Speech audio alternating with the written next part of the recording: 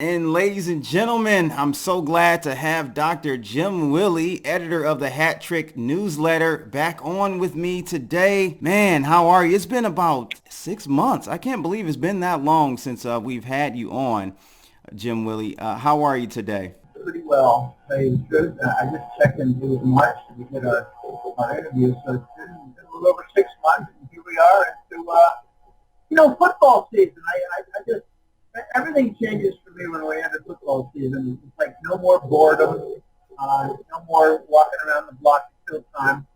Um, and Yeah, our Lions kind of got you the other weekend, though, surprisingly. I'm a big Boston, New England Patriots fan. It's where I had my entire career from 1980 to 2001. It was I attended probably about 25 different New England Patriot games and probably about 40 different Boston Red Sox games. Okay. We got lots of fireworks. I tell you, we are seeing a grandiose, extravagant, obscene fascist display. Yeah. Unbelievable. I mean, there are many characteristics of the fascist state, but political smear is definitely one of them that does not get enough attention. It's like the Democrats are throwing mud and smearing and lying and having perjured testimony, and then Yeah, they that Brett say, Kavanaugh thing is insane. about Kavanaugh, well, he's got mud on him. Well, yeah, you guys screw it. I mean, there's been nothing on his judicial temperament. That's a big issue. Does the judge have a good temperament? Meaning, does he make good decisions and not get emotionally involved in a case like if it's a child murder and say, oh, you're horrible, you're horrible. No, a judicial temperament means nice, even keel, good judgment, good emotional state, and there haven't been any questions on that or his judicial decisions. Mm-hmm. It's just fabricated testimony of a liar who worked at Stanford in a CIA office. I Right. mean, that's unbelievable. So, I got to tell you something. In the September newsletter, I did something unusual. I described the symptoms of a fascist state. Mm.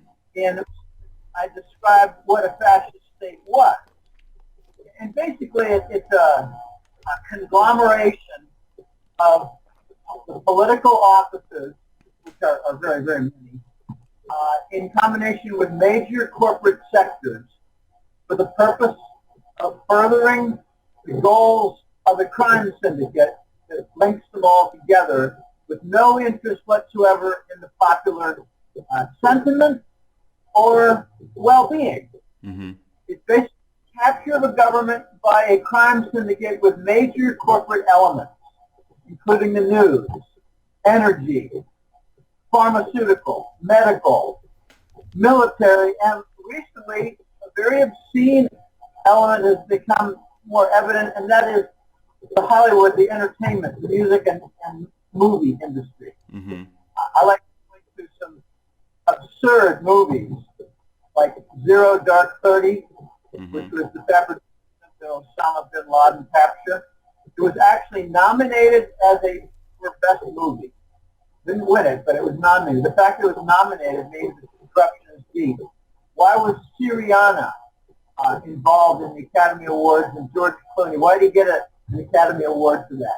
Why did Argo, which was about the escape from Iran, why did that have an award for Ben Affleck on Best Director? That's absurd. There's so many. Why is there a movie on Deepwater Horizon out last year with Mark Wahlberg that did not mention one time the name Halliburton, which might have had a role in the sabotage? Mm-hmm. Then there was another Mark Wahlberg movie called Patriot Day, about the Patriot Day. About 3 years ago, there was a staged terrorist incident at the Boston Marathon. So I reason that some of these actors further their career by cooperating on the propaganda films. And that's a very easy point to defend. But, we've got, Included in this special report for the Hattrick letter in September, I gave approximately 100 examples of symptoms for the fascist state. And there are four main ones that I'd like to point to that are truly ugly and bear emphasis, warrant emphasis. Big Pharma was, the major pharmaceutical companies were granted immunity from prosecution and liability due to damage caused by vaccines. Why was that? Why are they given immunity for paralysis cases and for autism? Well, Bush Jr., I call him Bush Jr., Baby Bush, W. George W. Bush included in the 2005 Bankruptcy Act, and very little publicity was given to it. Big Pharma got immunity for vaccines. The second example is chemical fracking farms have no requirements to reveal their toxic contaminant chemicals that are inserted into the U.S. groundwater system. Well, why is that? Halliburton was guilty of, and admitted, dumping 1.3 billion gallons of toxic wastewater into the California aquifers, and they didn't even get an EPA investigation. Environmental Protection Agency sat on their hands. Third example is QE, the monetary policy from the Fed. It's basically Wall Street banker welfare. It follows the stolen $700 billion by TARP funds, which was set up by Congress to enable credit to be amply supplied for the economy, but the Wall Street banks stole it and used it to cover their preferred stocks. And the fourth example of the fascist state is the ugliest of all: direct narcotics production, distribution, and money laundering with the banks. They produce it in Afghanistan, they distribute it to the NATO air bases, and they do money laundering all through the London and New York banks. But the real meat of my point is the 100 or more examples of a fascist state. And, I don't have any list of priorities, but, just a few that come to mind are chemtrails poisoning our air, reporters being murdered for unsavory stories, anyone who's about to testify against the Clintons for either their foundation or campaign violations for the Democratic National Committee, they end up dead. NGO groups like Black Lives Matter, they're funded by Soros and other groups. Yeah. You have murders of 30 different people who are witnesses of the grassy knoll for the Kennedy killing. You have falsification of 9/11 incident for the World Trade Towers. By the way, that was $100 billion in bearer bonds stolen at the World Trade Center Bank, along with $100 billion worth of gold, along with $100 billion worth of diamonds. And all the official stories never even mentioned the World Trade Center had a bank. Yeah. Why is that? Right. It was the biggest private bank outside of central banks in the globe, in the entire Earth globe world. And then you got, a lot of the, really strange, queer stuff coming from the Obama administration. ABC News executive Ian Cameron married to Susan Rice, who's the National Security Advisor. CPS President David Rhodes is the brother of Ben Rhodes, the Deputy National Security Advisor for Strategic Communications with Obama. ABM News correspondent Claire Shipman is married to former White House Press Secretary Jay Carney. I could go on. Mm-hmm. Why is UPS doing midnight runs, dropping off dozens and dozens of unvetted Muslims all across the United States? I mean, this is what I call Arab human garbage dumping. Why did the Traffic Safety Administration under Homeland Security, why were they ordered to buy a lot of different machinery? It doesn't work too well at the airport, but the company is owned by Michael Chertoff. Okay, so let me ask you this, Jim. You're listing all of these effects of a fascist system, right? Like, why hasn't America noticed and make a change? Like, what's suppressing us? Is it that we still feel like the American dream is still alive? Kind of give us some reasons why this fascist state is able to continue on doing what they're doing. Well, I call it socialism creep. Mm. You just get one item after another, which in and of itself is not all that important. But as a group, it means that you got another plank to the fascist state, another 10 or 12 different features, and another plank to the fascist state. The people they're noticing, but they're not noticing the big picture. They're noticing individual pieces. There are a lot of people who are very angry at the Occupy Wall Street movement, which caused the FBI and Homeland Security to take action against them like a terrorist group. Okay, there are a lot of people who are upset by the U.S. government's reaction. But So is us electing Donald Trump symptomatic of waking up, saying, wait a minute, like we need to try something different? You know, he may not be the most stable individual, but hey, we might as well give it a try. The left has failed us. The right has failed us. Is that kind of symptomatic of that waking up? I think so. Yes, I think so. In fact, I got into an argument with my brother several years ago. He was happy, for instance, that the Democrats took over the White House in '08. Mm-hmm. And I said, well, but it's basically the same narco-president lineage. Mm-hmm. He said, huh? I said, well, Papa Bush, Bill Clinton, Baby Bush, Obama, they're all narco-presidents. He said, right. What do you mean by that? I said, they all come from the Langley roots. They're all narcotic addicts, and none of them submitted their medical report as required for entry into the White House. He said, I don't know what you're driving at. One, you had Papa Bush and Baby Bush, they're Republicans, and Clinton and Obama were Democrats. And I said, you just don't get it. What happened to the two murdered kids near the rail tracks who got wind of what was going on and saw some of the drops? I mean, these are narco-presidents involved deeply in narco-trafficking, and they're representatives of the Langley political party, mm-hmm. not the Democrat Republican. I said, it's so much simpler, John. What you have is the fascist political party, which has perhaps 70 to 80% of the Congress, the fascist group. I don't care, Democrat or Republican, doesn't matter. Right. Do they allow act? Do they allow Langley to continue what they're doing? Do they allow the NGO groups to foment civil war? Do they allow Langley to stage terrorist incidents? Do they continue with this entire military endless war? I mean, are they participating? Because the other party, the other 20%, they're what I call the populists. Mm-hmm. So you have fascists versus the populists.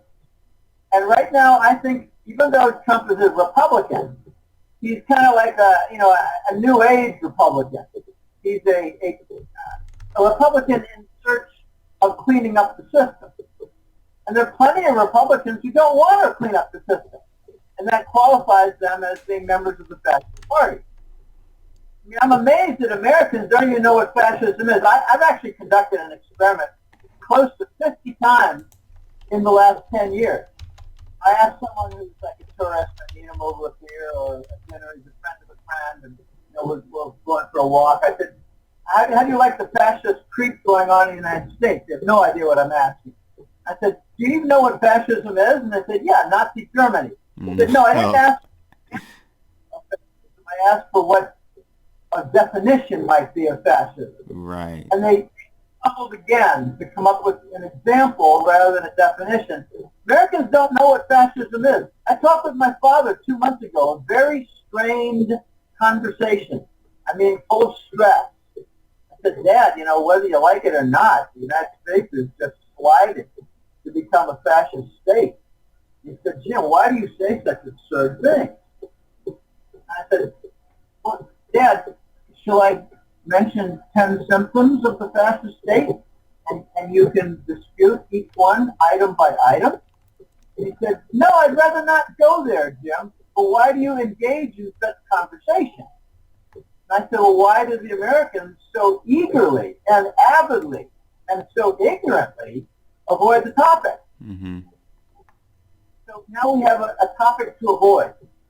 And my father's getting on. He's actually pressing 100. And Wow. he doesn't give a shit about this stuff. I wouldn't either. He's wearing his, World War II cap on July 4th and displaying his flag. And I said, one time I really got him pissed off a few years ago. I said, Dad, it's July 4th. You know there's a new flag out there. And it's got, instead of the red stripes, it's got blood. Instead of the white stripes, it's got lines of cocaine. And instead of stars, it's got swastika. And he said, Jim, that's horrible. There are a lot of people who died for the country. I said, I know, and they should probably be turning in their grave for what they're seeing now in this fascist. It's really quite disgusting. I said, Dad, we went into Afghanistan under false pretense. Yeah. We supposedly went in there to build a Chevron pipeline. You remember that? Mm-hmm. With Condoleezza Rice, NSA director Condoleezza Rice, former Stanford Stanford professor of political science.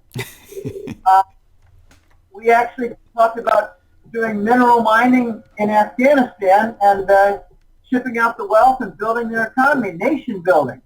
All we did was we built up 18 of the 20 Taliban tribes, recruited them to produce heroin, poppy, and it's shipped out to the NATO bases. Here's a funny little fact now. The United States, with its NATO allies, attempted to murder President Erdogan of Turkey. Mm-hmm. And the news puts a nice face on that. They say there was an attempted coup. No, it was an attempted murder, attempted assassination of the head of state. If it weren't for the Russian jamming of the Aegis targeting system, Erdogan and his family would have been killed. But now we've got a new problem. And there's an easy solution, but it's causing logistics challenges. The first stop after Afghanistan and at one point in the former Yugoslavian region, the first stop for the heroin was in Sirlik Air Force Base in Turkey. And that's no longer available. And for those who think that they're going to exit NATO, well, it's not that simple. And for those who think that they're going to just disconnect in Turkey from all U.S. and Western arms contractors, well, that's not quite the case either, because there's a great need for parts. I'm talking about jet aircraft parts. You don't abandon your airplane. You take them over, but you still need parts. Anyway, so there's they're moving away from NATO to be sure, but the challenge is, where does all that heroin go? Well, it's going to Piano, NATO base in Italy, and it's going to Ramstein, NATO base in Germany. Don't worry, all the heroin will end up in the United States streets with big profits for Langley, the narco Bush family, and Big Pharma. Now there's a back. Big Pharma's getting into hot water from the millions and millions of prescriptions of opioids. So speaking of the opioid issue, Jim, I was in the Bay Area, San Fran, a couple of weeks ago for a crypto conference meetup out there. And I had been out to San Fran once before, and I noticed the issues they had with homelessness and stuff. But this time around, it seemed even worse. It was very extreme. And it was just sad to see that everyone there just walked around these individuals and acted as though they didn't exist. And I saw so many people on the streets, living on the streets.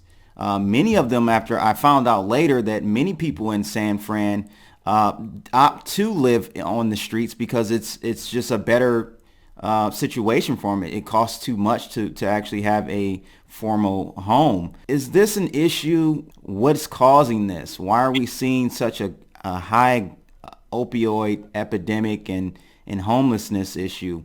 What's going on? Well, Well, the homelessness issue is the result of the sluggish recovery. Yeah.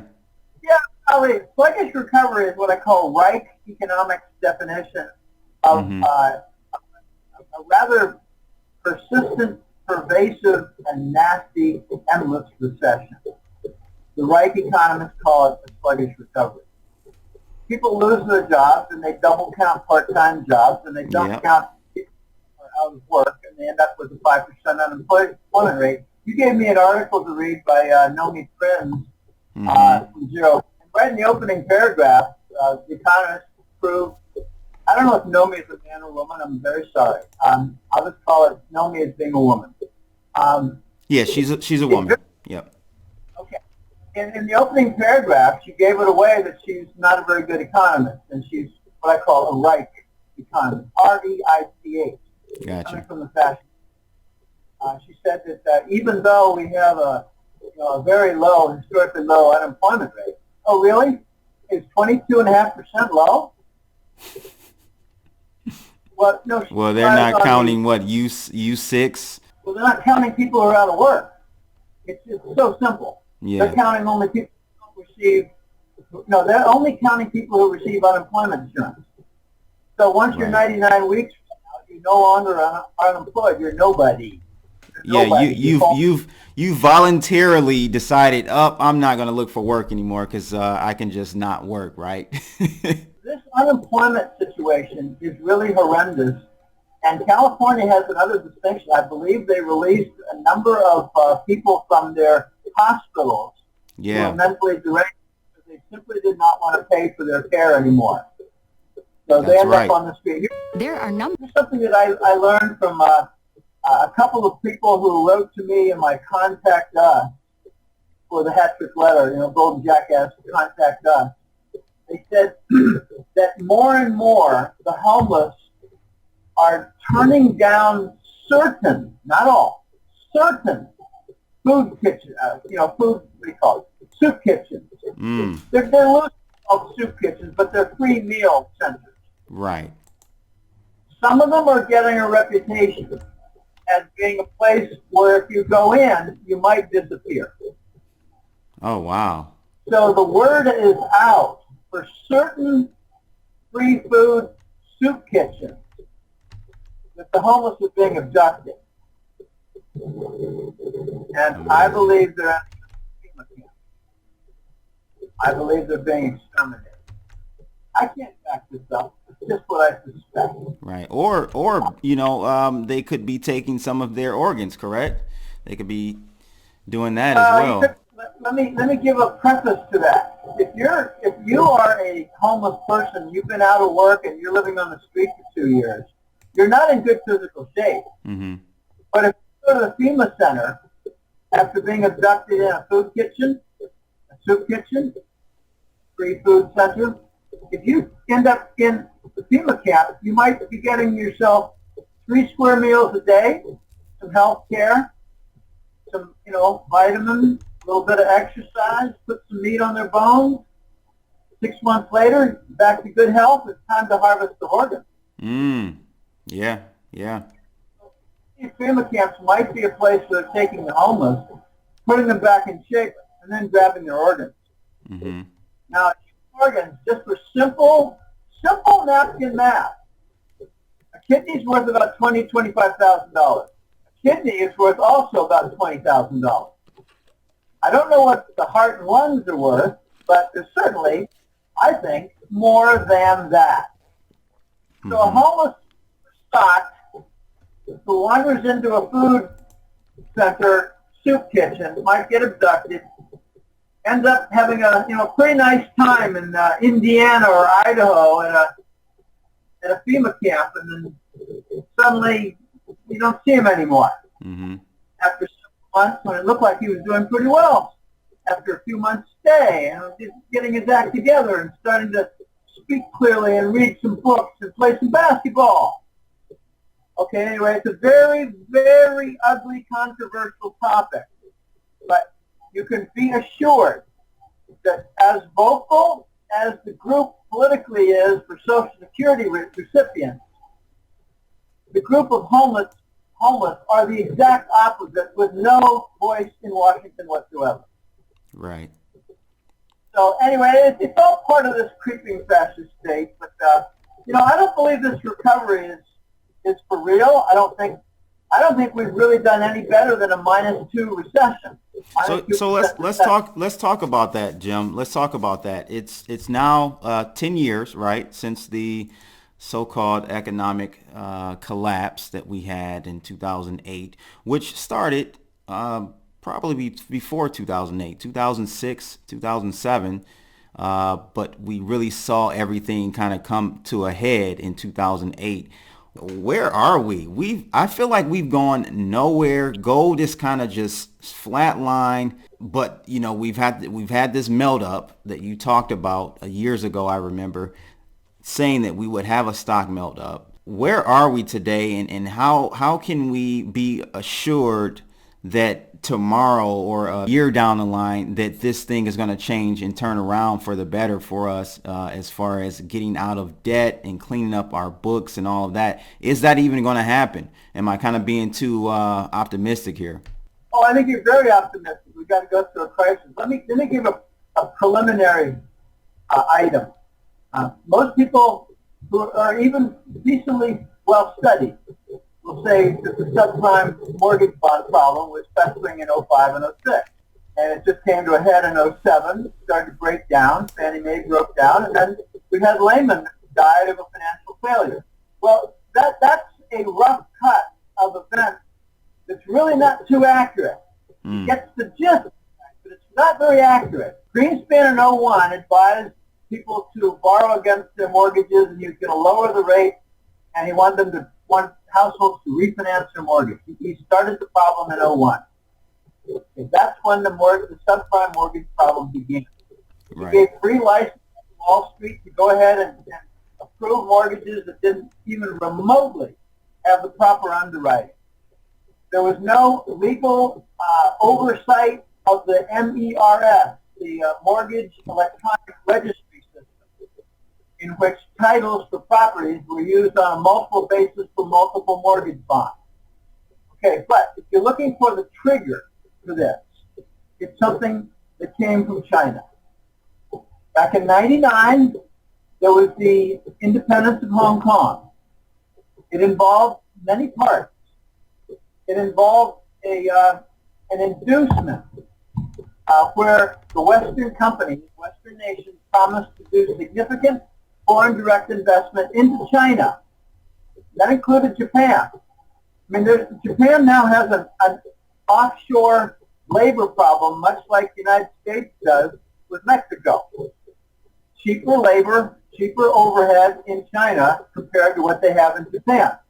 Okay, so there was lots of FDI, foreign direct investment, and for 2002 and 3, total of $23 billion by U.S. corporations investing in China. Okay, fine.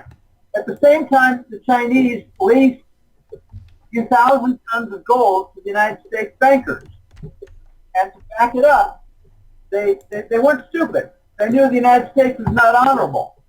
So they had what they called, or what I call, a macro income tax secure stream bond.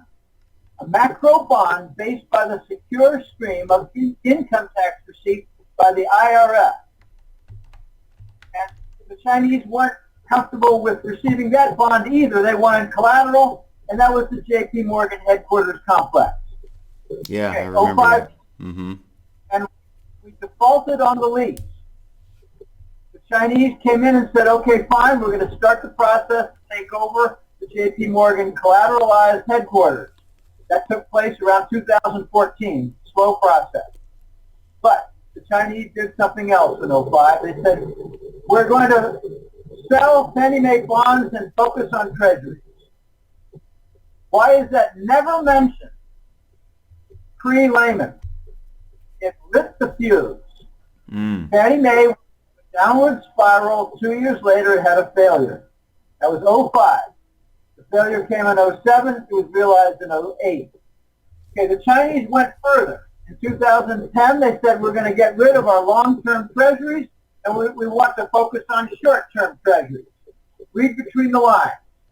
They were done dumping Fannie Mae bonds, and they wanted to go to shorter maturity treasury bonds, treasury bills that would mature without the need to sell. And that would be the U.S. government's problem in rolling them over.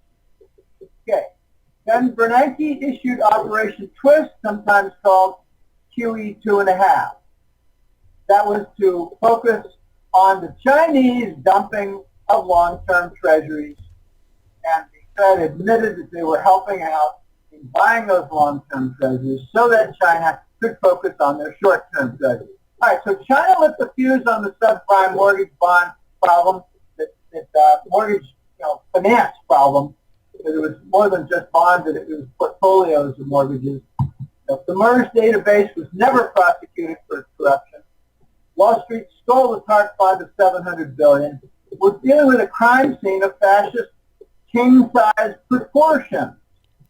Okay, are we ever going to get out of this? We've had 10 years of the so-called GFC, global financial crisis.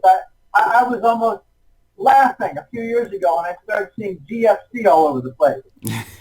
It's crisis spawned by laymen. Oh, by the way, laymen didn't die; they were killed. Mm-hmm. They didn't just have a failure. And they died because of, from what I understand, Jimmy, they didn't want to bail out the guys in the savings and loans crisis in the 90s, right? That's part of it. Yes. That was kind of payback. More controversy regarding action taken against Bear Stearns. So it was the S&L 1980 crisis, but it was also Bear Stearns a couple of years earlier. That's how they killed him. Holden Sachs and J.P. Morgan bought a bunch of mortgage bonds from Lehman, which was the Wall Street specialist in mortgage bonds. Mm-hmm. And Goldman Sachs and J.P. Morgan never paid for them. So Lehman died. Now, if you have a shipment of cars, I mean like a boat full of several hundred cars, and the importing company, let's just say it's Ford Motors. I like Ford because Ford is a Satanist. The family is Satanist. If Ford does not pay for this boatload of cars, and they take the cars, they take delivery but don't pay for them, then the maker of the car is going to have a very serious financial event and corruption. Okay? So, are we going to get out of this? Not so easily. Trump is dealing with a lot of things.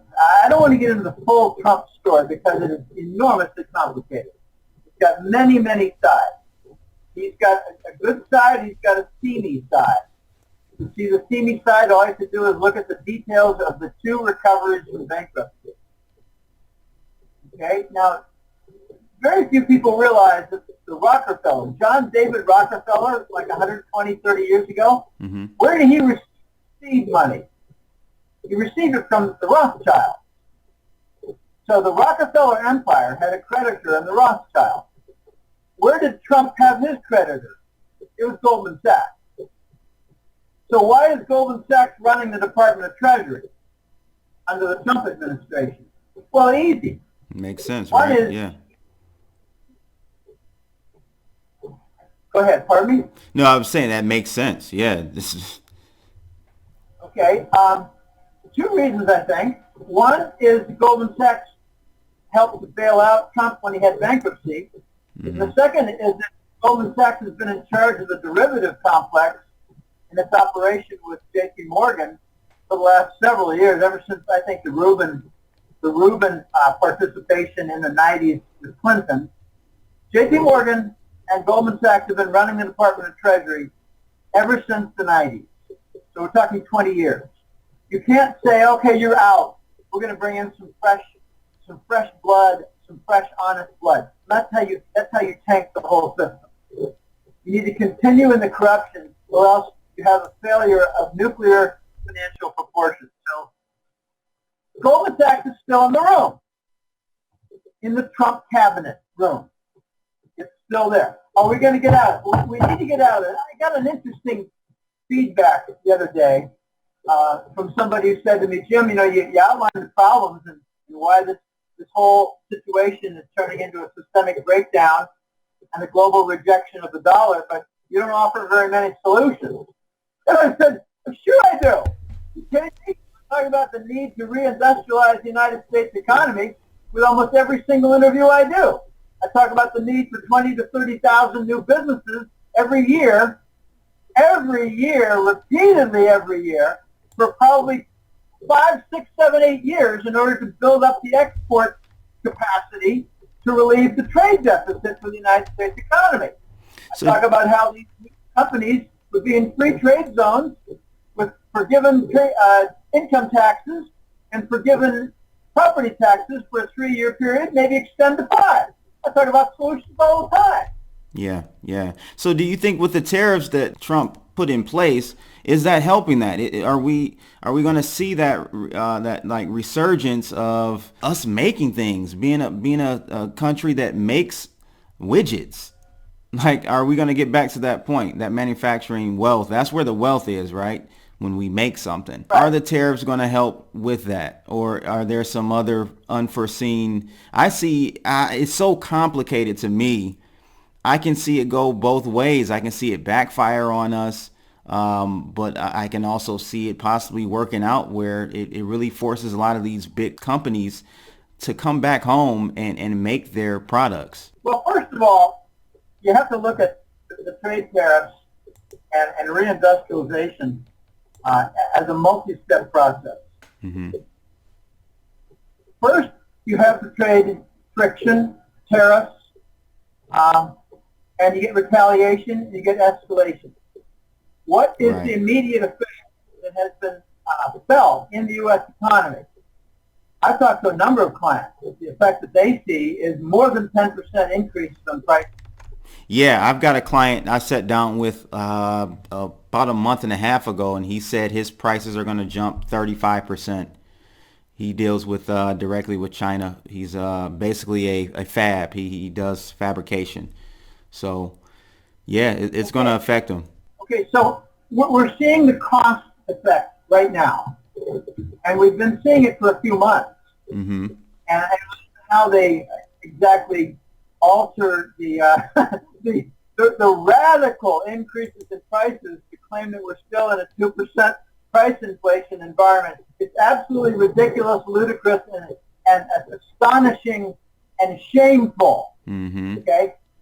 Got a constant 8 to 10% price inflation for the last 10 years. Just take a look at the Chapwood CPI index. Take a look at the Clinton-era definition of CPI that John Williams and the Shadow Government Statistics put out. They're running at about 9 to 10% right now, given the 1980 definition of CPI. So you can change the definition and you get a better, lower CPI. Mm-hmm. Okay. Focus now on the increased price structure. It's all across the United States economy. Now, one thing that I've noticed about economists in the last 20 years of doing my trade, and that involves several years before the newsletter was launched in 2004, is that most American economists fail miserably in one particular area. I'm not talking about, CPI and, gross domestic product and joblessness statistics. That's their basic flaw. They buy the government statistics, they accept it, and they run with it, and it's stupid. I don't buy any of them. We've got 22% unemployment, 10% price inflation, and minus 4% or so GDP negative growth. Okay. The areas that they fall down on is what I call the feedback mechanism. They would say, all right, well, if you increase the tax rate 1%, you're going to get 1% more. I'm sorry, you're going to get 1% more tax revenue. Increase the tax rate 1%, you get 1% more tax revenue. Doesn't work that way. Right. Doesn't work that way at all. But that's how they have their government budget statistics working. What it does is ignores the entire disincentive. If a company sees, oh gosh, next year there's 1% price 1% tax rate increase. Let's not expand in that one area out of 3. Less economic growth. The feedback loops are everywhere. When you go to 0%, here's a very paradoxical one. When you go near 0% for CDs at a bank, a certificate of deposit, and you offer like a lousy 1%, whereas before you offered 4 or 5, there's less money in the banks to lend. So they turn down car loans, not so much because they don't, oh gosh, it's hard to explain. There's ample money available to lend, but smart lenders won't do it because they don't want to take the money from the Fed. They'd rather use their own depository fund. Okay, that has really gradually gone away. But if you have savers, it's very not well known. Oh gosh, it's hard to describe this quickly. There are far more investors of CDs than there are borrowers for car loans and home additions. There are far more pensioners who rely on CDs than there are people who buy cars on loan and doing a room addition. So therefore, lower the interest rate, you don't stimulate the economy. You put a wet blanket on the economy. It's the opposite. The feedback loop is negative on the economy for lower interest rates. There's no stimulus at all. It's the exact opposite. The stimulus is in the financial market. The bond market, they got this what they call the Fed valuation model. If interest rates decline, all the price earnings ratios can rise in an inverted way. It's ridiculous. So one of the biggest forces, there are 2 big forces pushing up the stock market. One is the low interest rate, which dictates through the Fed valuation model, invert the interest rate, and you get the appropriate price earnings rate. So that's one thing. But the whole low interest rate is providing tons and tons of free money for the Wall Street banks, by way of the New York Fed, which is basically a crime syndicate conduit for Wall Street. The New York Fed oversees the funneling of money to Wall Street where they buy illicitly stock. The Fed does not have a charter to support the stock market. The Fed does not have a charter to support the crude oil market, but they're doing both. Yeah. Okay. So are we going to get out of this? Yeah, but we've got to go through a crisis. And I think. And what does that crisis look? What does that look like? So complex. I can't figure out what does the next crisis look like. It looks like U.S. isolation and global rejection of the dollar, refusal to accept Treasury bills for trade payments, and workarounds whereby SWIFT and the bank transactions don't have the dominant volume anymore. It involves the launch of the gold trade note, which will start, I think, by China using it for Arab oil and African oil payments, not U.S. Treasury bills, not the dollar, not even RMB. The RMB is being used right now by the Saudis for Chinese oil sales, but they don't want to admit it because they don't want Langley terrorism. It's so sickening. If you're looking for the primary nodes across the globe of terrorism, the biggest one is Langley.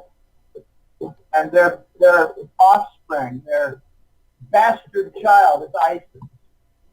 But it's crazy because the Fed, they have a plan here for the remaining, I think, is it the rest of this year? They're going to try to increase rates twice by the end of this year? I think so. I think they scheduled 2 more. How? Yeah, why are they doing? It seems like that would be a suicidal move, right? Because if they increase rates 2 more times, we're looking at near inverted yield curves, correct? We're already seeing inverted yield curves. We're seeing flat yield curves and inverted yield curves. Yeah, I'm saying on the 2 and 10s. Why are they doing it? I think there are a few reasons. One is if they don't raise interest rates, there might be a global perception that the dollar is done in its rise. So there might be an abandonment of the dollar. I know that's kind of strange to swallow, but imagine that we just stay at 1/4% and don't change off that. Mm-hmm. All the rest of the world will be saying, we're not getting anything for our treasuries. Let's start dumping them. But now you're seeing them rise. So there's some incentive to stick with the treasury as a system. Mm-hmm. Okay? It's not very sound practice. I like to point that if you look at the headlines, you see, oh, the Fed raised interest rates. Okay, fine. Are you going to read further, or are you going to stop at the headline? Okay, I don't stop at the headline. Mm-hmm. And that's why I sell a lot of subscriptions to the newsletter. Because the headline says that we're at full employment at 5%. You look down and you read that the participation rate has never been lower. Right. In other words, it's never been higher. Okay, you got to read further down. I remember the first 2 rate hikes. For the first rate hike, they raised a quarter, but they made some changes on the Fed repo rate, the Fed repurchasing rate. What they did was they made it easier for the Wall Street banks to hand over their treasury bonds, hand over their cash. I got that backwards. The Fed made it easier for the Wall Street banks to hand over their cash, receive treasuries, and go to a higher degree of leverage. So the Fed raised rates, but they made it possible for the Wall Street banks to leverage up even more on their bond portfolio by trying to encourage them to get rid of their cash. Okay, that's just dangerous stuff. It's like saying, well, we're going to make the Sears Tower 30% less footprint in the lobby, the foundation, and we're going to make it 50 stories higher. That's what they're doing with every single rate hike. They're doing, pardon me, they're doing some little switcheroo in the back, enabling the banks to manage the slightly higher interest rate, which on a marginal basis is not punishing. So they're allowing the banks to go with greater leverage and use their derivatives more fully to manage the system. Now, I think it's a combination of that and just avoiding the situation where the Treasuries are offering very, very, very small interest rate deals, which the world would say, let's get rid of our Treasuries because they're not paying us much of a yield. We can go to British bonds. We can go to Euro bonds. We can go to Japanese. No, not Japanese. We can go to, for a while it was Norwegian bonds. For a while it was Brazilian bonds. It'd be anything but U.S. Treasury bonds. The U.S. didn't want that. And now they're getting tired of the very severe criticism that we are not anywhere near the normalcy range of interest rates. When are we going to return to normalcy? And normalcy is what, 5-6%, Jim? What is normal? 4.5. 4.5. Okay. Right in there. Okay. The cost of money should not be free. If you make the cost of money, you encourage asset bubbles and misallocation where the entire economy is not working properly. I mean, imagine what would happen if your body suddenly sent 50% more blood to your arms and legs and much less to your brain. Yeah. Okay, we think, oh gosh, what a silly example. No, it's not a silly example.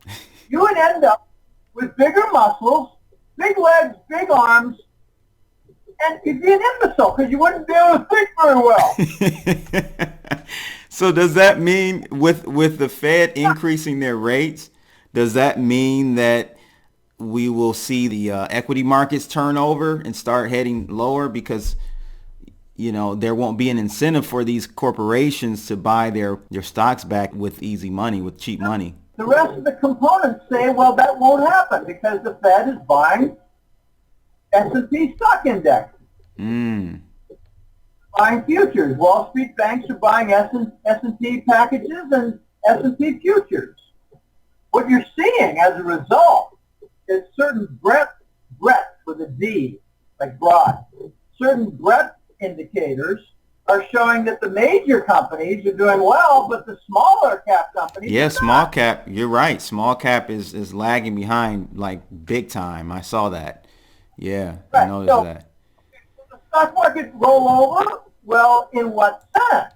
Not Mm. from an S&P 500 sense, because I the guess Fed, you're saying it's rolling over now then, right? We just, like you said, it's just the small caps. they call the market internal, the VIX, the breadth indicators, the 52-week highs and lows. They're Mm-hmm. all looking up, but not the S&P.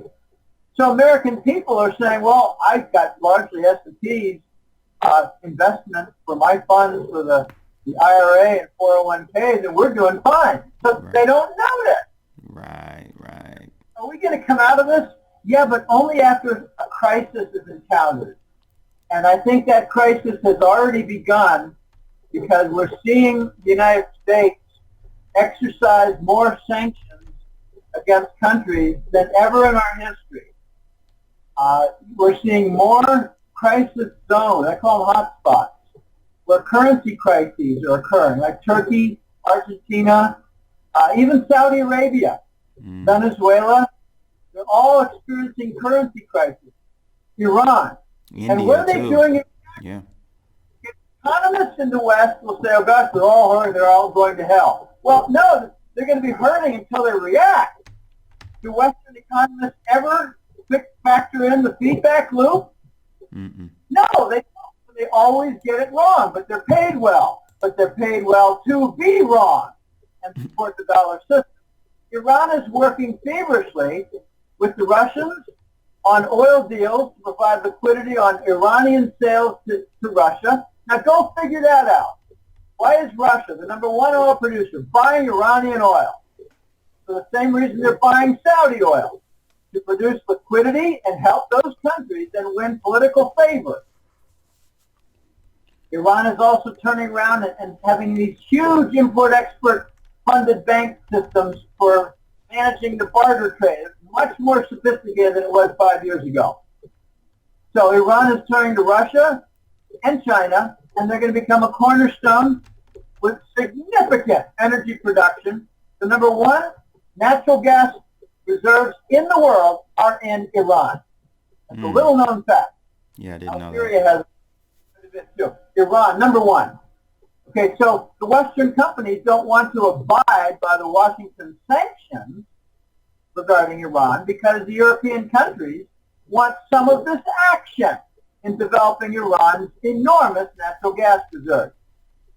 Okay, so you're going to get the Germans in there, you're going to see India in there, you're going to see China in there to develop Iran's natural gas. Okay, this is just defiance.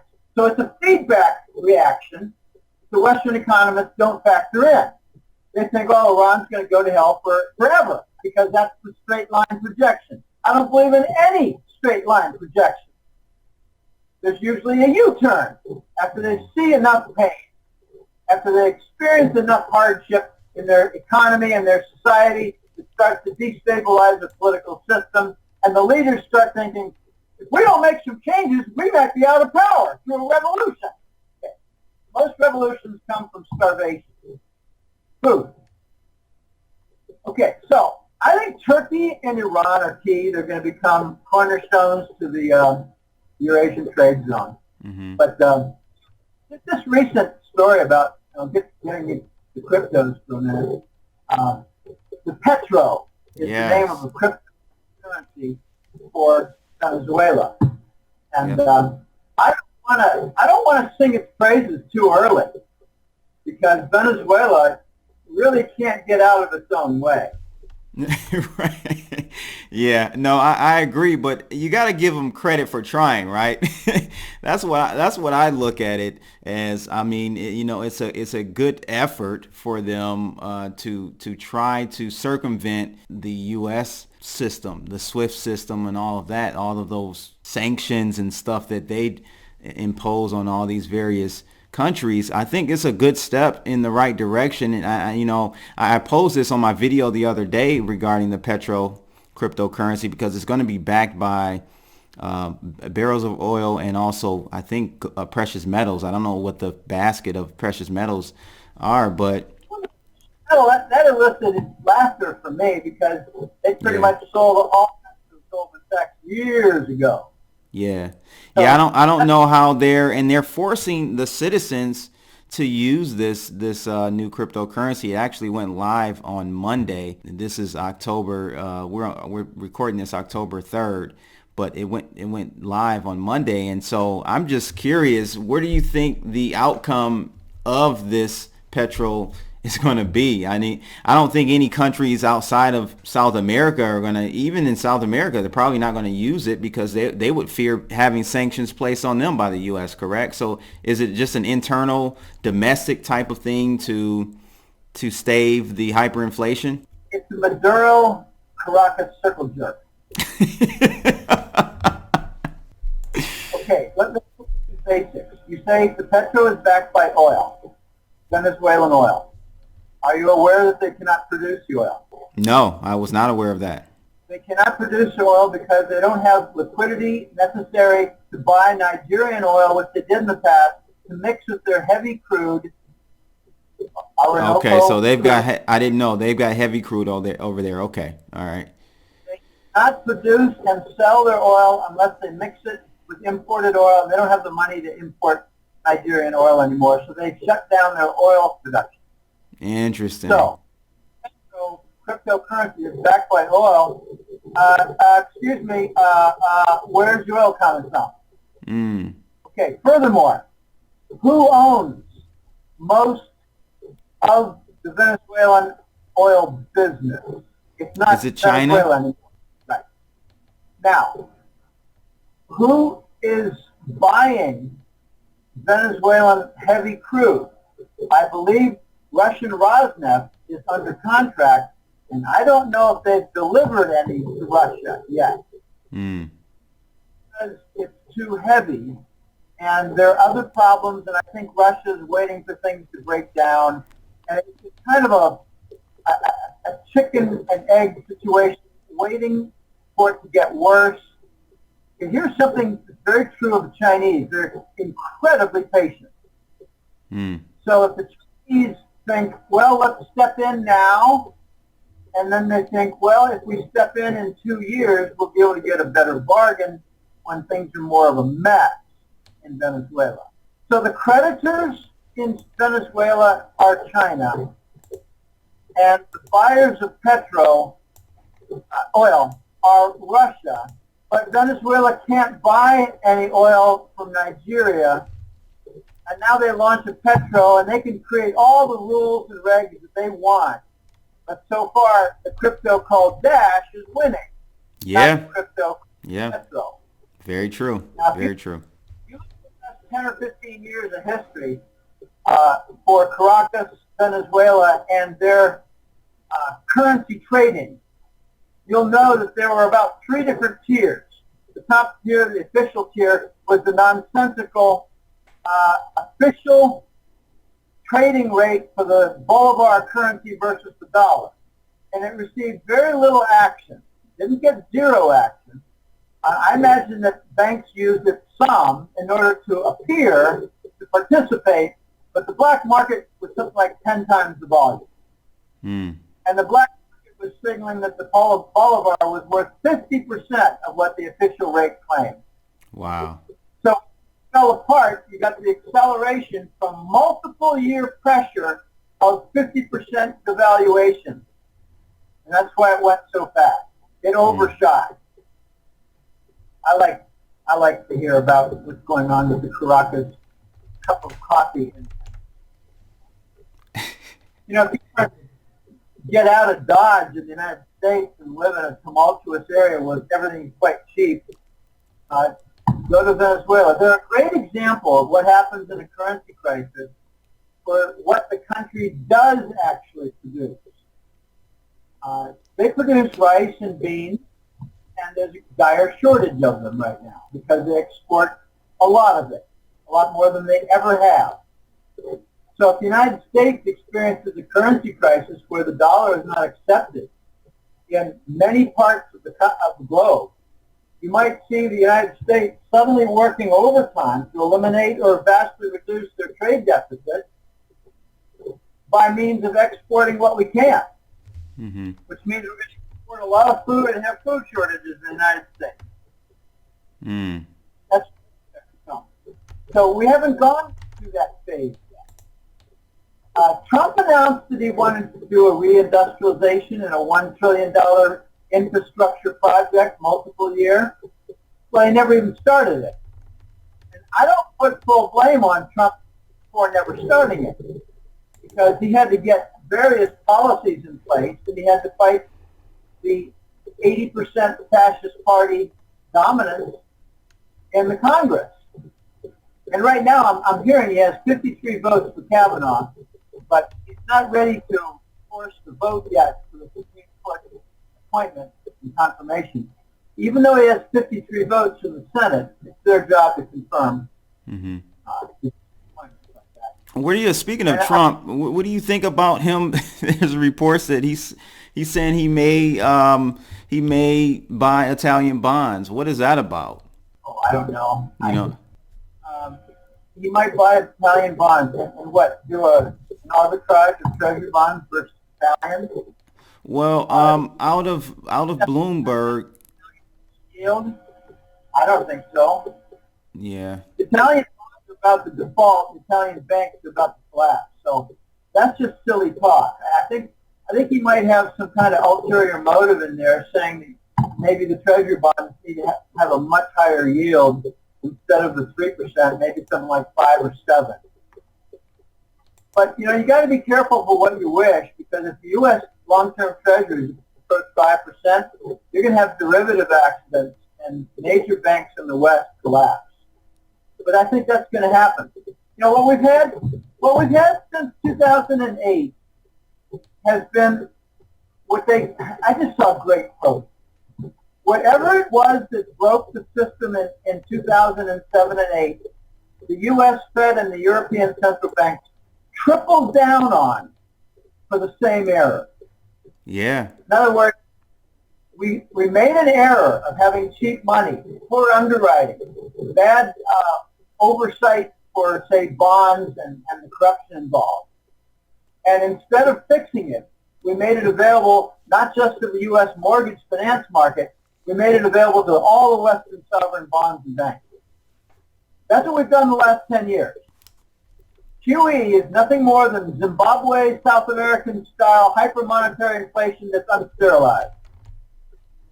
Now, I like to describe that because there are a lot of zip words in there. Hypermonetary inflation means you're printing money like you've never printed it before, multiples higher volume than anything before. That's hypermonetary inflation. Now, what is unsterilized? Well, in the past, in the 1970s and 1980s, there was plenty of Fed action. But if they wanted to support treasury bonds, they would do so with a simple zero-sum game. Mm-hmm. They would buy a bunch of treasury bonds, but then in equal volume, drain the banking system. The thousands of banks in the United States economy and under banking regulations. They would drain the equal volume for what they provided for purchase of treasuries. That's called sterilized. What we've been doing now since 2011 is unsterilized. They're not draining anything. They're making it available everywhere. So we've got what is sometimes called an everything bond bubble now. Sovereign bonds are now subprime. U.S. Treasury bonds are subprime. By that I mean we have very few buyers. We have huge increases in the deficit each year, and we have an economy in recession. Well, gosh, those are the conditions that we justified raising interest rates in Greece and forcing austerity their budget, but we don't do it in the United States. Okay, so we're doing the everything bond bubble. 2 years ago, the European Central Bank decided, well, we're just going to not just buy Italian bonds and Southern European bonds. We're going to buy corporate bonds across Europe. Well, that's not in their charter, but they thought that would sustain the system a little while longer. And the U.S. Fed, in the meantime, did some of that, but they did more emphasis on buying U.S. stocks and crude oil contracts. Okay, so the everything bond bubble is now turning into an everything finance easy money bubble. And I'm calling this a systemic Lehman event that's in progress. We're not just going to get the U.S. mortgage finance sector explode. We're going to get Western sovereign bonds and Western banking systems break down. And that's why I look for Deutsche Bank in Germany and the Italian banking system. I think that's a fuse that's already lit. Mm-hmm. And they're utmost among the central banks to squirt water on that lit fuse so it doesn't continue and explode. And the water is just more liquidity. And you have Turkey now. It's a hot spot that I think will possibly become the first to go to a gold-backed currency. They've got a gold tradition of 1,000 years. They got some new Chinese and Russian background support. They got a desire to enter the BRICS, BRICS. They have a desire to expand their economy and participate more in the Eurasian trade zone. They have a desire to move away from the West a bit. Turkey could be very interesting. They're the site of a new arena. I think I can't remember the exact name they call it, but it's basically a gold trading center. And this trading center is formalizing some things, and it might turn out to be a great place to dump treasuries and buy gold bullion, or to dump euro bonds and to buy gold bullion. So Turkey is a very interesting point of inflection, I think. Iran has always been a point of inflection. They're not anywhere near as ignorant as Westerners think. I've only had the pleasure of meeting a few Iranians in my life. One is a contact of mine, an occasional source of mine. He's a client. He's in New York. He doesn't like his identity known well because he's in the New York banking system, and he slips me information once in a while, and he has great insights. Very smart guy. An Iranian fellow who was educated in the Western world. Okay. Another Iranian I met was skiing. I think it was about 1998. I was working at Staples. I went away occasionally on weekends to a bed and breakfast in western Maine so I could ski at Sunday River, my favorite spot. Sunday River, Maine. I think it had 5 mountains. 2 or 3 were kind of difficult, nice. I'm an intermediate, somewhat advanced skier, but not anymore. It's been 20 years. But I used to ski a lot, and I met a nice guy in the bed and breakfast. We're just enjoying a little bit of hot cider and putting our feet up next to the fire. It's 0 degrees outside. The night is, and this guy was a biochemical engineer.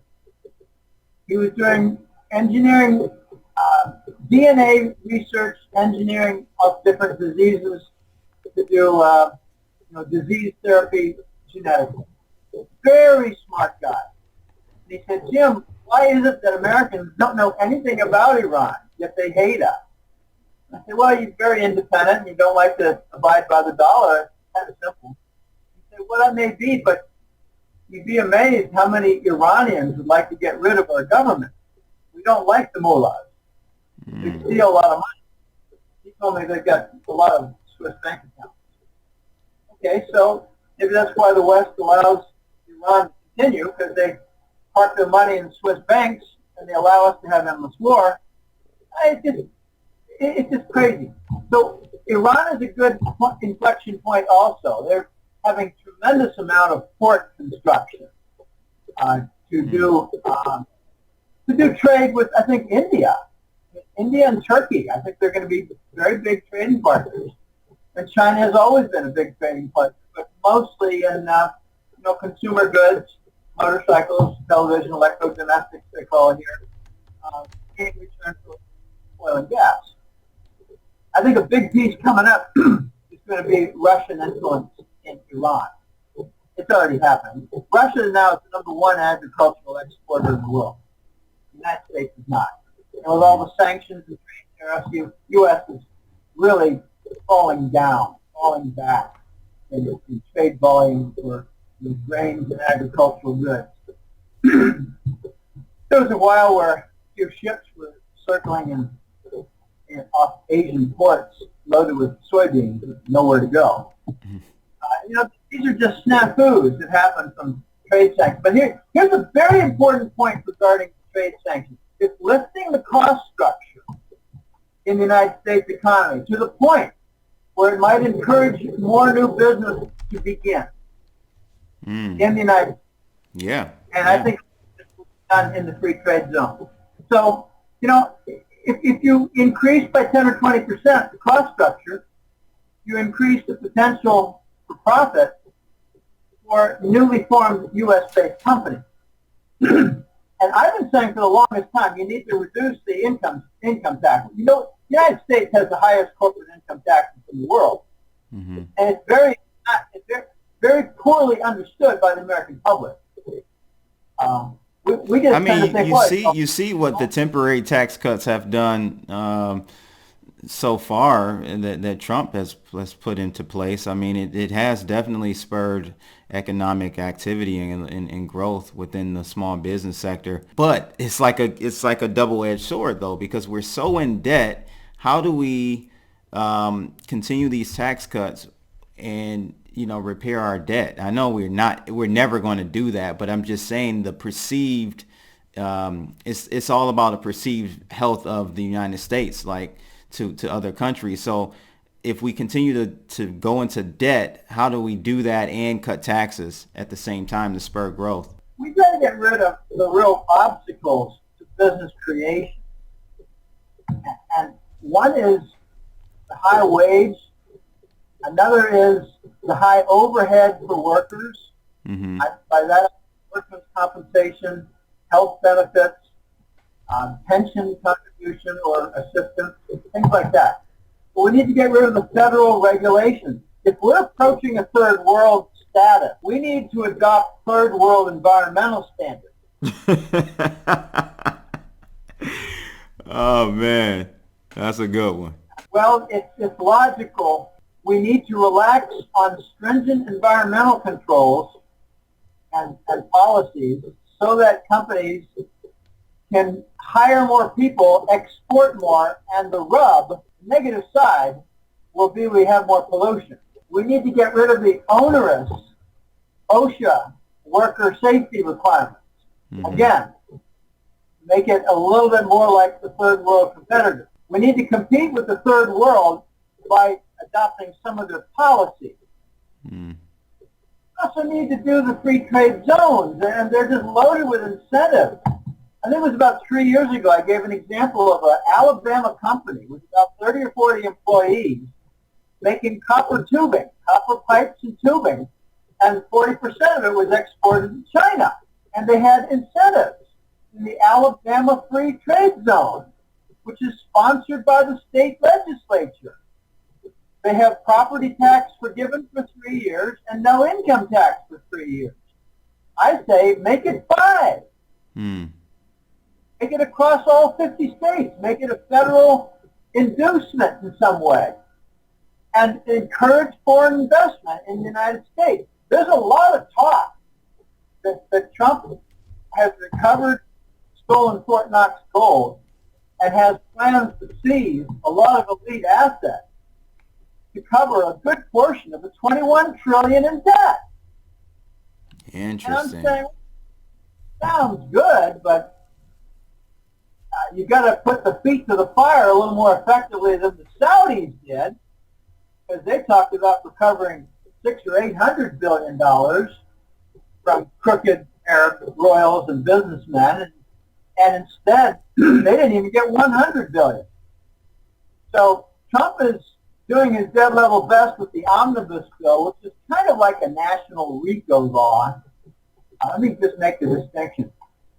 If you're a criminal organization and you use your profits to buy big yachts, some Gulfstream aircraft, and beachside mansions, and then you get arrested and they can prove that you bought the yachts and the beachside mansions and more with illicit profits. It can all be seized by the U.S. government under the RICO law. Racketeering, I don't know what the I is, and corruption organization.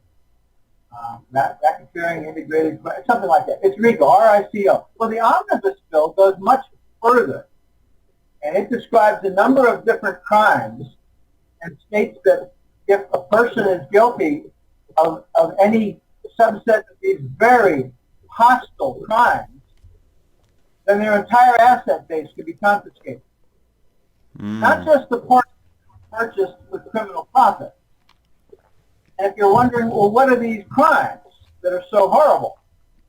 Well, they're like child trafficking, mass murder of children, drug trafficking, bond fraud in the trillions, and stolen gold from Fort Knox, among other places. Okay, that class of crime. A few weeks ago, we had an incident where John McCain supposedly died suddenly of cancer. Mm-hmm. For a minute, and neither apparently did Ohio Governor Kasich believe it, because on CNN he said it's only been 24 hours since Senator McCain was put to death. So, for all that, I was wondering, pardon me, what exactly were the crimes that John McCain committed? I can imagine it might have been terrorism as a key link to the ISIS terrorists in Syria. Okay, that might have been one, but then I heard, oh my gosh, he was one of the main ringleaders for child trafficking to supply the Satanists for their ritual killing. Okay, so they got him on something more important than ISIS terrorism complicity. They got him in mass murder of children. Okay, these are the kind of crimes that omnibus bill apply to. Now, I don't know if Trump's going to be able to confiscate several trillion. He might. I don't know. I don't know what he's up to. He doesn't really give away the theme of the 45,000 sealed indictments, but I've heard that about 500 have been opened. So less than 1,000 have been opened. We're talking about about 1% of the sealed indictments have been opened. We got a long way to go on this game. Yeah. So I'd like to focus on three requirements for getting out of our mess financially. We need to eliminate our $21 trillion in U.S. government debt. Mm-hmm. We need to source gold to cover a new currency that's gold-backed, new gold-backed dollar. We need something like 10 or 15,000 tons. And third, and very important, you cannot leave this out, most economists do, we need to eliminate the trade deficit so that whatever we back the new dollar by doesn't get forfeited in the first 2 years. So I have a question though on your first point about eliminating the debt. Wouldn't that, because we're in a debt-based system, wouldn't that just completely crash everything? If we eliminate the debt, then it wouldn't work.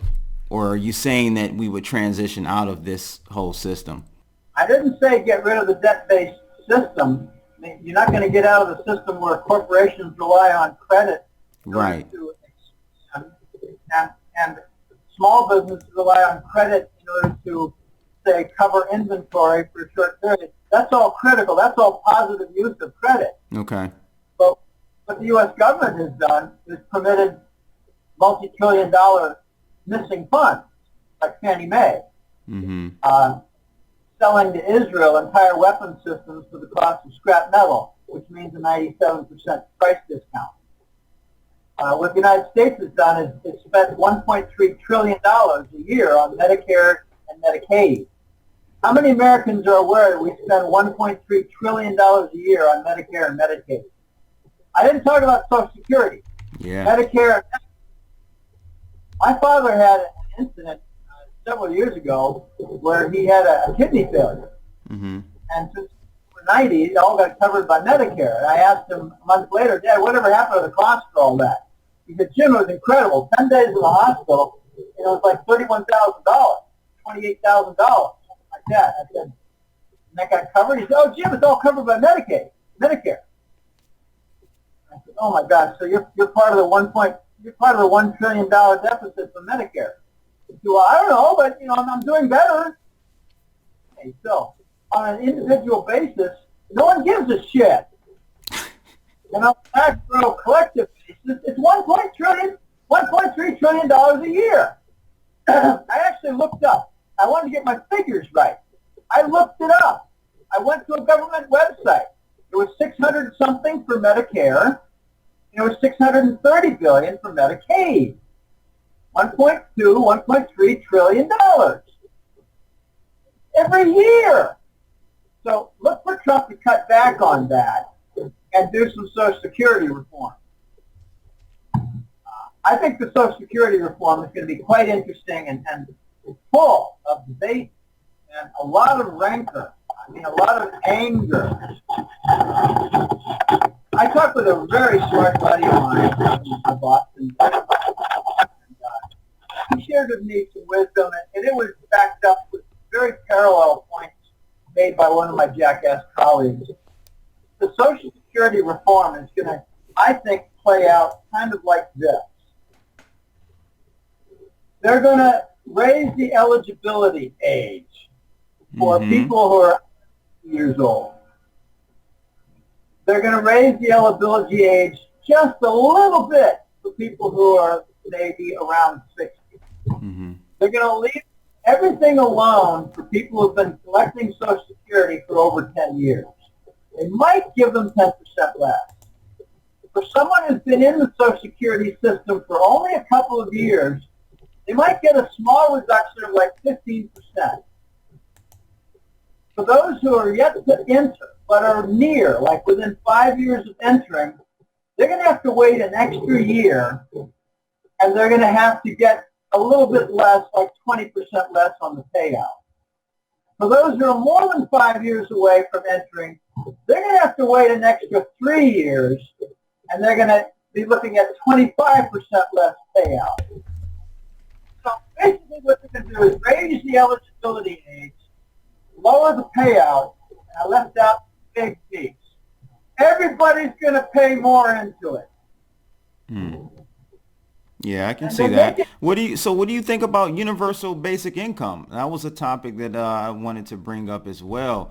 Is that something that you see being a possibility as well that the U.S. implements? I don't really think so.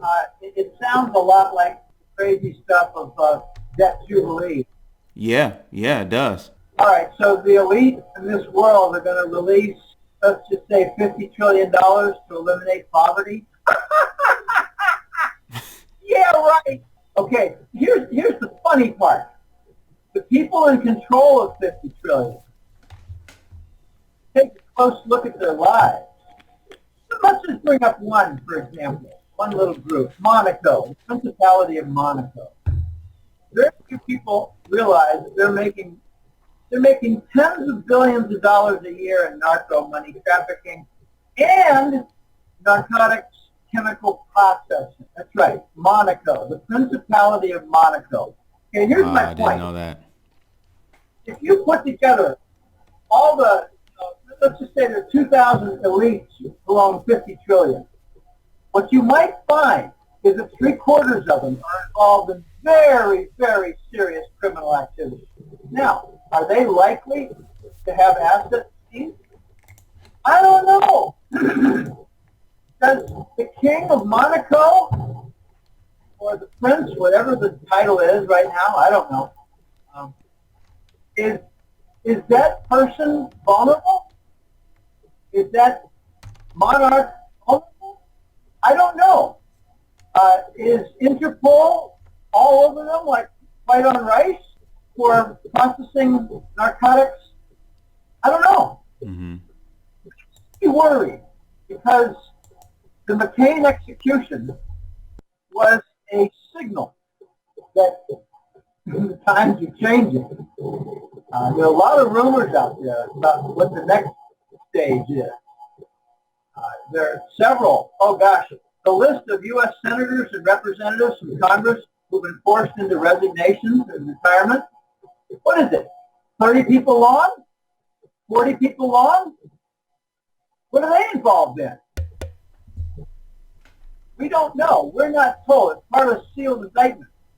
Now, here's the beauty of a sealed indictment. It has value, not being unsealed. You got a sealed indictment. Let's just make up something. Like former VP candidate Paul Ryan. I think he's a representative from Wisconsin. I don't know if he's still in the Senate, still in the House or not. Let's just. I don't keep up with all the details of the U.S. Congress and the Fascist State. Let's just assume that Ryan is still operating, or he's under a promise to not run for re-election when his term is over. That's another deal. Resignation, I'll serve out my term, or I'll resign immediately and go into hiding and get replaced by the state governor. If the indictment is unsealed, then that person can bargain. They call it plea bargaining. They call it turning state's evidence. They call it working toward immunity and making a contract. What they might do is they might give up higher level figures. They might give up information, data, bank records, conversations that are taped, videos. Could be email, could be letters, could be various forms of communication to implicate, let's just say, someone who's running the Clinton Foundation, or someone who's the U.S. administrator for the Clinton Foundation, something like that. It's a Canadian foundation, it's very clever. So the unsealed indictment has value in converting, flipping, and working a deal. Let's say it's not Ryan. Let's say it's a business member, someone in Exxon, a middle-level person who's board member. A middle-level executive in Exxon or a board member. That person might have unbelievable evidence about Rockefeller Institute with lots of data, lots of damning evidence, and the person, let's just say the person's worth $2.5 billion. They cut a deal with the Trump administration to hang on to $1 billion. A lot of evidence is provided, and it manages to bring about 60 more indictments that are also unsealed against very powerful elite people who are involved in sabotaging the country. That's where the unsealed indictment has value. It has value in compromise and bargaining. They can retain a portion of their wealth. If the guy in Exxon goes from $2.5 billion to $1.0 billion, he will not miss a meal. Right. He will still hang on to a couple boats. He will still have a vacation in this Florida condo. He will still go to Switzerland and maybe be an attendee at the Davos Economic Forum. By the way, that is not an economic forum, it's a banker barbecue. The St. Petersburg, Russia conference is an economic conference. They actually sign business deals, huge amount of business deals, every September, to the envy of Davos, which signs 0 business deals every year. And I'm real curious what they do in the basements there in the evening, and whether little children are put to death. So, anyway, I have a lot of optimism on what Trump is. I am not a Pollyanna type to think that Trump is all good. I think he's got one foot in the swamp. Yeah, same here. I feel the same way. He would not have been enabled to win the White House if he had no foot in the swamp. And proof is that Goldman Sachs is still running the Department of Treasury. Proof is that he still allows the military to expand the budget and continue with their endless wars. That's the proof. So the Pentagon and Wall Street are the groups that he's beholden to. And you really need to watch those two relationships with respect to Trump to see what's really going on. And there's not a lot of information about it. I think there's a news blackout. For instance, if he has a big fight with the Goldman Sachs guy because he wants to get in the way of a 5-year plan to go back to the gold standard, and he wants to fire the Goldman Sachs VP, but Blankfein and a couple of others prevent it from happening, and Trump has a yelling match that a lot of people overheard, and someone wants to put it in the New York Times, but it can't. We just don't hear about it. Very interesting conflicts. Yeah. I think Trump actually does something extremely clever. He lets the enemies in his room, in his cabinet, he lets them get stupid so that they fail. Mm. And then he's left with fewer adversaries in his own room of cabinet officers. And right now, I think Sessions is failing. Mm-hmm. The Justice Department head, the Attorney General. I think he's been let to fail because I think Sessions was forced on him. If you want to keep at bay a lot of the prosecutions, which say Hillary and various people in the FBI and whatever, you bring in one of the swamp creatures at the Attorney General's site and you order him, do nothing. Your job is to do nothing. Just get in the way of everything. That's what Sessions has been. And Trump didn't fight it. He just wants time to be Sessions' enemy. So everybody else says, Sessions, you're not doing anything. Where have you been for 3 years, 2 years? And then you start getting pressure for more prosecution. And Trump didn't do anything. That's what he wants. He wants the action to come from the system when Trump doesn't do anything. Mm-hmm. He wants a reaction to get things done. Very clever strategy. Remember, he's a business expert. And don't dismiss him for having gone through bankruptcy, because that could be more the business cycle than his lousy decision. Right. Right. But we don't have a business cycle anymore. This is a good point to end on. We don't have a business cycle anymore. It doesn't matter that we're in a recession. All we have is a credit cycle. That's the only thing that's important. Mm-hmm. Credit cycle is critical, and when the credit cycle turns down, you're going to have bankruptcies, you're going to have defaults, you're going to have banking systems fail, you're going to have banks fail, not just in North America, not just the United States.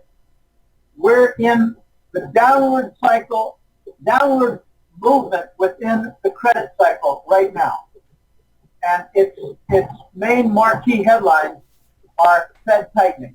Yeah. So how does this play? How does everything that we've discussed today? How do cryptos play into this? Just kind of wrapping up here. We've been in a bear market this year, 2018. I think a lot of people in the crypto space are like worried and they're pulling their hair out. I'm like, look, guys, in 2017 we had almost like 1,400% return on Bitcoin. Like, calm down. It's not over. But I'm just curious to get your commentary, Jim, on cryptos and where you see that playing into things going forward. Okay, first of all, I think cryptos have a very big role coming up in the disintermediation of the financial sector. Fancy words. What it means is the financial services and functions offered by cryptos are going to put a lot of banks out of business. They're going to undercut the bank role where they, let's just make up a good example, not make up, let's just pose a good example. A Wall Street bank and bond issuance for medium-sized companies, not big, medium-sized company bond issuance. That might all be done and handled by means of crypto, where Morgan Stanley and Goldman Sachs aren't involved anymore. And they don't get their 7% cut. But instead, the crypto function works, and the cut goes to the crypto, let's just say functional coin owners, and they realize a 3% gain. Mm-hmm. Every time there's if you devote a portion of the crypto base for that particular function, mm-hmm. and it is involved in a bond issuance from a mid-sized company, it realizes a 3%, not a 7% Wall Street, but a 3% crypto gain, then that portion of the crypto base sees the 3% gain, and the overall price of that crypto goes up. That's a an example of the disintermediation of the financial industry. Now, there's a whole lot more, like small business lending. And I think populists will be important in that. There are so many more different functions. One is, where can I get registered my property titles, my passport information, my bank account information, my social security number, and for all of the executives to the company, all their financial data. Well, there's a company called Pillar that specializes in that. And I think that's going to be a rather important functional token crypto. Small business lending is going to be a very big issue. Talk about disintermediating the banks. You don't go to a bank and lay out your financial portfolio and all of your books, hiding your second book. You don't deal with all that. Instead, you work with some crypto owners and you get yourself a loan, and the payback in interest goes directly toward the owners of that functional token cryptocurrency. Disintermediation of small business loans, disintermediation of mid-sized corporate bond issuance, that's just for starters. Okay, my point that I like to focus on a lot, and this is straight off one of the smartest guys I've got in my jackass colleague. He's also a crypto expert, and he's done extraordinarily well with that. And I leave out details, he's done extraordinarily well. My best source of information on crypto has been Sky Crane, the jackass colleague, for the last 3 years. He says to me, Jim, the role of crypto will not be asset appreciation for the coins used as cash. The game will be in asset appreciation for the crypto coins that have function. He calls them functional token cryptos. Token cryptos, or just cryptos that serve a function. Utility. Like lending or invoicing. Populist is for invoicing. Pillar is for title management organization. So Bitcoin, I don't think you're going to see the tenfold gain in the future. Right. I think you're going to see moderate gains, like maybe doubling or tripling in the next several years. Right. But I'm worried for the concentration of Bitcoin wealth in the hands of something like 100 people. They own something like 90% of Bitcoins. 100 people own 90% of crypto Bitcoin. I don't think that's a healthy situation. Something's weird about that. Yeah, I agree. I call in January, February, when I heard that the CME was about to come out with a Bitcoin futures contract. I made you're going to see a 60% decline in Bitcoin. How'd that work out? The answer is it worked out very well. It's not a forecast I enjoyed seeing, because I believe that a couple of factors are behind it. I think they're willy-nilly shorting Bitcoin in the Chicago CME, but they're also doing a lot of sinister things through Wall Street banks. They're shorting it. They're putting out false news. They're putting out smear stories. They're watching it go down, and they cover. I think the downward decline is pretty much done, but the big upside coming is going to be from various functional crypto coins. I agree with you there. Yeah, the utility tokens are going to be definitely the future. Well, imagine the whole need for doing peer-to-peer payment.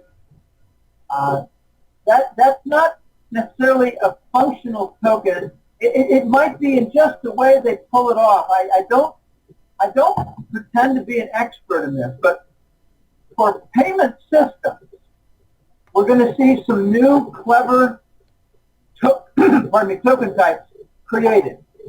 So I've got a contact in America who's a real pro of this, and I don't want to mention the name of it. Maybe in another show.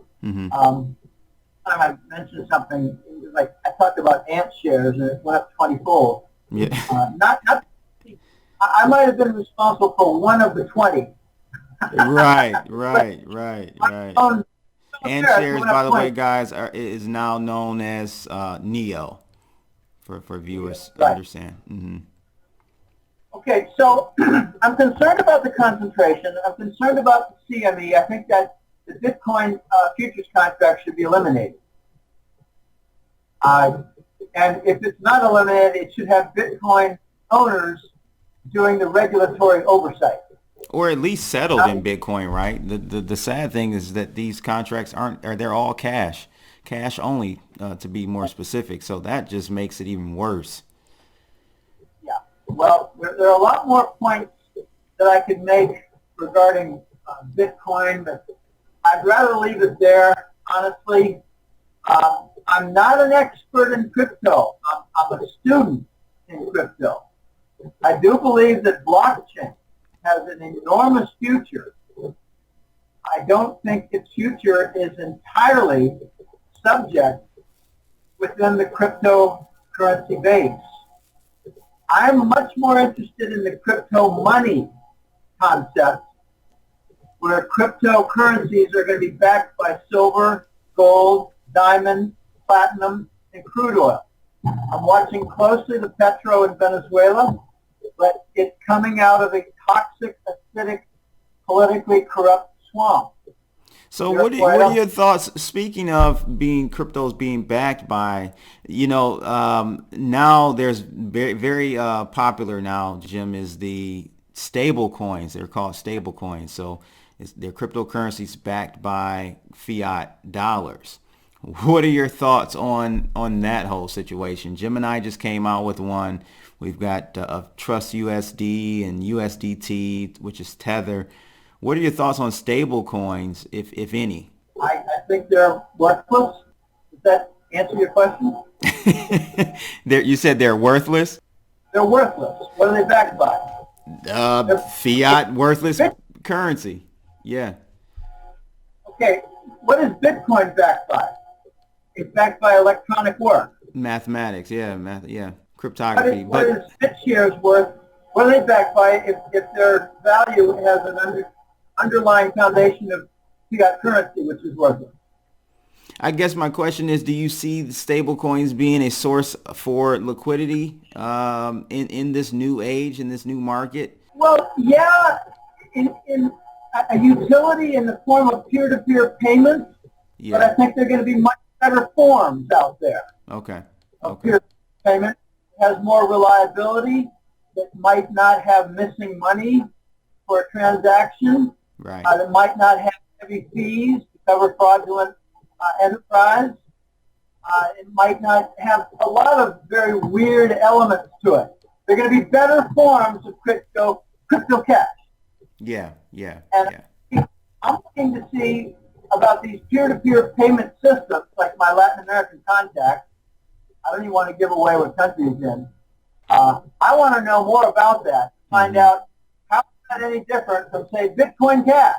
Mm-hmm. Now, there's no reason for Bitcoin Cash to double and triple in value. It's a medium of exchange electronically, behind the walls. Yeah. Behind the big Swift walls. Right. So, this is a wide open game. But watch the blockchain technology become important. And let's see if we get certain things like government weapons contractors being forced into blockchain to prove validation and absence of fraud. Okay, that sort of thing. Wow, I didn't think about that. That's a good one. It's a document registry. How about titles for U.S.-based households that are involved in mortgage bonds? Yeah, Proppy is doing that. Proppy, check out Proppy when you get a chance. That's a good one. They've actually done a couple of deals in California already. How do you spell Proppy? P-R-O-P-Y. Okay, Proppy. Yeah, they're doing well with that. But yeah, I agree. Okay. I agree. Well, back 13 years ago, we were dealing with the MERS fraudulent title database. Yeah. Where Wall Street was using it, and surreptitiously using individual titles with 2 and 3 different mortgage bonds. And they never paid the price, criminal convictions or fines or penalties or anything. No Wall Street executive went to jail for anything having to do with that whole era of fraud. I'm talking about multiple trillion-dollar fraud. So that's an element of the fascist state. Mm-hmm. Sign up for a hat-trick letter, and you can read my page-long example of what has turned out to be fascist state symptoms for the United States. Very, very ugly. And the news networks, that's another Trump plan coming up. He's got supposedly in October. We're in October. I heard the 20th of October, something like that. I don't really know. But it's a truth in news legislation that enables lawsuits for slander, libel, and just basic lying in the press. Wow, that's good. That's good. Yeah, well, I'd like to see CNN forced into divestiture. Yeah. Yeah, Clinton News Network. Oh, that's good. I have not heard. Have not heard. Yeah, no, this is great. I appreciate your time, Jim. Go ahead and tell the audience where they can find you and how to sign up for your newsletter. Great newsletter, going on 15 years now. It's www.goldenjackass.com. Started in May of 2004. This month, I'm looking at the calendar. I just took the month and add a number. It's up to 171. Wow. Sorry, 170. I read that badly. I need glasses. Well, yeah, Jim, I'm glad you came on, and we'll definitely have you come on again in the future here, maybe after the new year, after some new things come about. I'm excited for the future. I think, as you stated, Trump is not perfect, but I see the effort, and I'm giving him an A for effort, for sure. If you allow me, I've got 3 compliments that I love. One is, I was listening to your free podcast for a long time, and I finally signed up, and I wish I'd signed up a year ago. Another is, I used to be a hat-trick letter subscriber, and I gave up in 2014. I'm back, and I wish I'd never left. And when I just started getting, I've had about 3 of these in the last few months. My newsletter subscription was canceled, and it's been only about a month, but I'm signing back on because I can't live without it. Those are nice things to hear. I've got 10 Jackass colleagues that come from all around the world. I mean that. One in London, one with Turkish, Iran, and India background. One is working in the Middle East. One is living in South America. And one's in Canada. Two are Canadians. And one guy lives down here with me. And we get together for a month. So I hope people can bounce around in goldenjackass.com and sign up for the newsletter, because what we're seeing now is a collapse of the king dollar system, the petrodollar de facto standard. And we're also seeing a collapse of a debt abuse system. The whole foundation, financial foundation in the West has debt. It's crazy, upside down. There used to be a joke when I got out of graduate school that credit access is wealth. Well, that's kind of a corollary to debt is money. Yeah, And right. If the gold standard makes everything honest, and the elite in control of the Western world do not want control for honest money. But it's going to be a bit ironic, because I believe what we're going to see is the Bank for International Settlements, which controls the whole franchise system of Western central banks. I think they're going to order their franchise banks to convert their sovereign bonds like Treasuries, Eurobonds, and UK gilt, convert those sovereign bonds into gold, because the Bank for International Settlement, which is Basel, Basel Rule, Basel 1, Basel 2, that's Basel, Switzerland, BIS, Bank for International Settlement. What they're going to do is they're going to enable a tenfold rise in the gold price to get their central banks out of insolvency. The solution is going to come from the central bank system. They got plenty of literature, plenty of public articles pointing out their methods. And they don't like them being released. So go to goldjackass.com, bounce around and sign up for the Hat Trick Letter. I don't think you'll regret it. Very, very few people do. I get some oddball, really weird, dumb criticism. Like, I'm getting out because you don't have anything correct on your forecast. No, I've only got about 30 or 40 in the last several years. Jim Okay. Willie, Well, thanks a lot, man. We appreciate it, and I will see you soon. Okay. All right. Very good. Thanks. Take care. Bye now. Bye-bye.